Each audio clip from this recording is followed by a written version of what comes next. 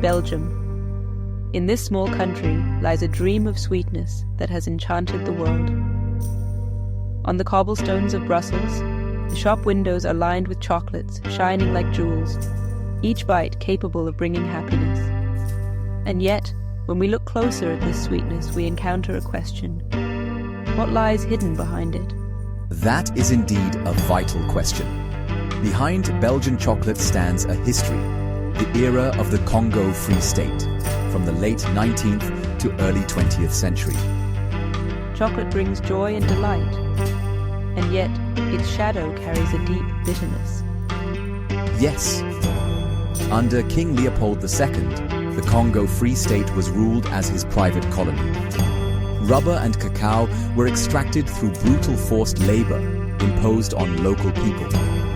Historical accounts suggest that the population was reduced by half. Photographs of those mutilated, with hands or feet cut off, remain as harrowing symbols of colonial violence. So, the sweetness of Belgian chocolate was built upon sacrifice. Behind its sweetness, you can almost hear the cries of the people. And knowing this, the image of a beautiful country begins to waver.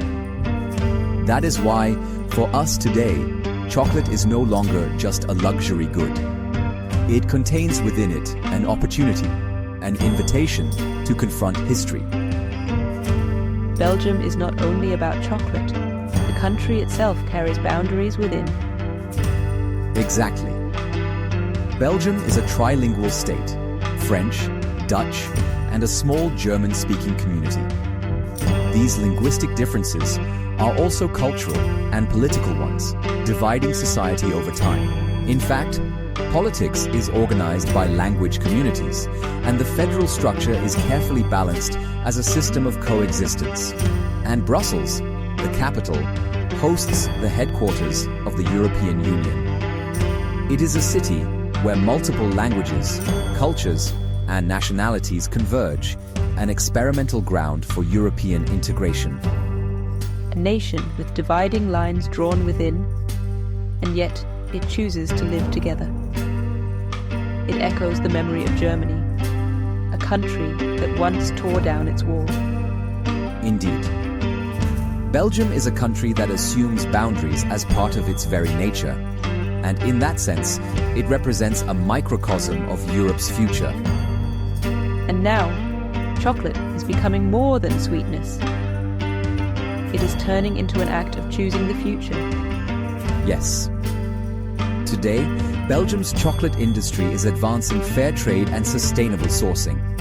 More and more companies are using fair trade certified cacao, and consumers are beginning to ask, who grew this cacao and under what conditions? At the same time, universities and NGOs in Brussels are incorporating colonial history into education, ensuring that the past is remembered. So buying chocolate, a simple everyday act, is now directly connected to confronting history and to building a more just future. Tasting sweetness, while thinking of the history and the future behind it, each piece of chocolate becomes a statement of intent for tomorrow.